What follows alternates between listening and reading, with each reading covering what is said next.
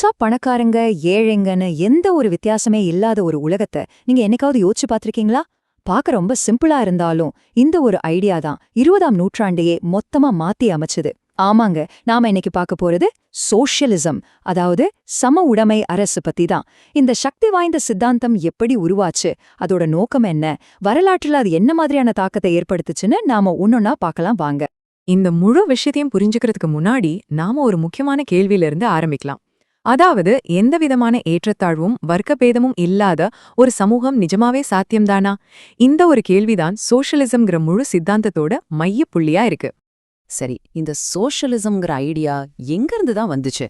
அது ஒன்னும் திடீர்னு முளைச்ச ஒரு விஷயம் இல்ல. அது அந்த காலகட்டத்தில இருந்து சமூக பிரச்சனைகளுக்கு ஒரு நேரடியான பதிலா, ஒரு தீர்வா தான் உருவானது.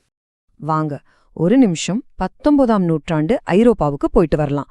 பெரிய பெரிய தொழிற்சாலைகள், எங்கு பார்த்தாலும் புகை, நகரங்கள் வளர்ந்துகிட்டே இருக்கு. ஆனா அந்த வளர்ச்சிக்கு பின்னாடி ஒரு இருண்ட பக்கமும் இருந்துச்சு. தொழிலாளர்கள் சுரண்டப்பட்டாங்க, சமூகத்துல ஏற்றத்தாழ்வுகள் அதிகரிச்சது. இந்த மாதிரி ஒரு சூழல்ல தான் இதுக்கெல்லாம் ஒரு தீர்வு வேணும்னு சொல்லி சமூக உடைமைங்கிற சித்தாந்தம் பிறக்குது. அப்போ ஒரு பக்கம் முதலாளித்துவம், அதாவது கேபிட்டலிசம் இருந்துச்சு. அது சிலரை பெரிய பணக்காரங்களா ஆக்குச்சு, ஆனா பலரை சுரண்டுச்சு. சமுதாயத்தை பணக்காரன் ஏழைன்னு ரெண்டா பிரிச்சிடுச்சுன்னு ஒரு பெரிய குற்றச்சாட்டு இருந்துச்சு. சரி, இதுக்கு ஒரு தீர்வு வேணுமே. அதுக்கு ஒரு பதிலா ஒரு மாற்றா வந்ததுதான் சோஷியலிசம். அதோட இலக்கு ரொம்ப தெளிவா இருந்துச்சு. இந்த சுரண்டலை மொத்தமா ஒழிச்சு கட்டி எல்லாருக்கும் சமமான ஒரு சமுதாயத்தை உருவாக்கணும். இந்த புதிய அரசாங்க முறைக்கு ஒரு தத்துவார்த்த அடித்தளத்தை போட்டது யாருன்னு பார்த்தா அது கார்ல் மார்க்ஸ் தான். சொல்ல போனா அவரோட சிந்தனைகள் தான் இந்த முழு இயக்கத்துக்குமே ஒரு வழிகாட்டியா அமைஞ்சது. மார்க்சியம்னா அது வெறும் ஒரு தத்துவம் மட்டும் இல்ல, அது ஒரு புரட்சிக்கான ப்ளூ பிரிண்ட்.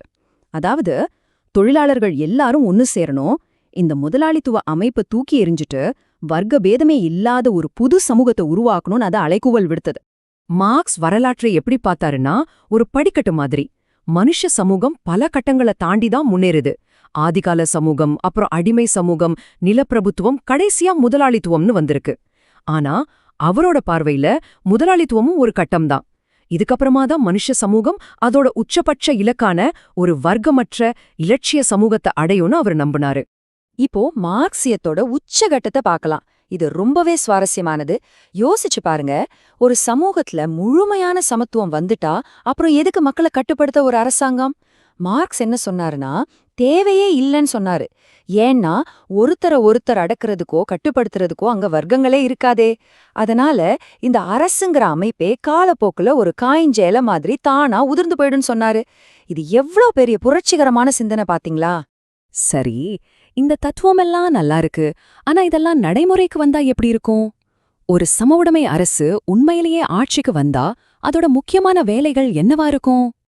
ரொம்ப அடிப்படையான நோக்கம் இதுதான். அந்த நாட்டுல இருக்கிற ஒவ்வொரு குடிமகனோட வாழ்க்கைத் தரத்தையும் உயர்த்தணும். அதே மாதிரி எல்லாருக்கும் எந்த பாகுபாடும் இல்லாம சமமான வாய்ப்புகளை ஏற்படுத்தி கொடுக்கணும். இது வெறும் கொள்கை மட்டும் இல்ல, அரசோட ஒவ்வொரு நடவடிக்கையோட மையமும் இதுவாதான் இருக்கும். அப்படின்னா என்ன அர்த்தம்? மக்களோட அடிப்படை தேவைகளை நிறைவேற்றுறதுல அரசாங்கமே நேரடியா இறங்கும். கல்வி, மருத்துவம், வேலைவாய்ப்பு, வீடுன்னு எல்லா அத்தியாவசிய விஷயங்களையும் தனியார் கம்பெனிகளோட லாப நோக்கத்துக்கு விடாம அரசே முழு பொறுப்பையும் ஏத்துக்கும். ஓகே, அப்போ இந்த சம உடைமை அரசு மத்த அரசாங்க முறைகள்ல இருந்து எது நிஜமாவே தனிச்சு காட்டுது? அதோட ஸ்பெஷலான குணாதிசயங்கள் என்னென்ன? இதோட மிக முக்கியமான அடிப்படையான கொள்கையே இந்த பொதுச்சொத்து தான். அதாவது, தொழிற்சாலைகள், நிலம், பேங்க்னு செல்வத்தை உருவாக்குற எதுவுமே ஒரு தனிப்பட்ட நபருக்கு சொந்தமா இருக்காது. எல்லாமே அந்த சமூகத்துக்கே சொந்தம். இப்படி செஞ்சா ஒருத்தர் இன்னொருத்தரை சுரண்டறதுக்கான மூல காரணத்தையே அழிச்சிடலான்னு நம்பினாங்க. ஒரு சோஷலிஸ்ட் அரசோட முக்கிய அடையாளங்களை பார்க்கலாம். முதல்ல, அது முதலாளித்துவத்தை எதிர்க்கும். ரெண்டாவது, தனிமனித சுதந்திரத்தை விட சமூகத்தோட கூட்டு நலனுக்கு தான் அதிக முக்கியத்துவம் கொடுக்கும். மூணாவது, பெரும்பாலும் அங்க ஒரே ஒரு கட்சி ஆட்சி தான் இருக்கும். இப்படிப்பட்ட சமரசங்கள் தான் இந்த அரசோட தனித்துவமான அடையாளங்கள். இதனாலேயே இது மேற்குலக ஜனநாயக நாடுகள்ல இருந்து ஹோண்டையா வேற மாதிரி இருக்கு. இங்க அதிகாரம் தொழிலாளர் வர்க்கத்துக்கிட்ட, அதாவது பாட்டாளி வர்க்கத்துக்கிட்ட தான் இருக்குன்னு சொல்லப்படுது. அதாவது வழக்கமான ஜனநாயக முறை இல்லாம தொழிலாளர்களின் ஆட்சியே நடக்கும்னு அர்த்தம். சரி, இந்த கொள்கைகள் எல்லாம் நிஜ உலகத்துல எப்படி செயல்பட்டுச்சு? சம உடைமை அரசுகளோட வரலாற்று பயணத்தை கொஞ்சம் திரும்பி பார்க்கலாம் வாங்க. அதோட எழுச்சி, அப்புறம் அதோட வீழ்ச்சி வரைக்கும்.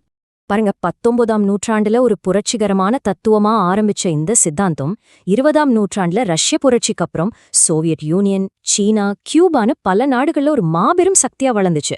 ஆனா அதே நூற்றாண்டின் இறுதியில இந்த பயணம் ஒரு பெரிய சரிவை சந்திச்சுது. குறிப்பா சோவியத் யூனியனோட வீழ்ச்சி ஒரு பெரிய திருப்புமுனையா அமைஞ்சது.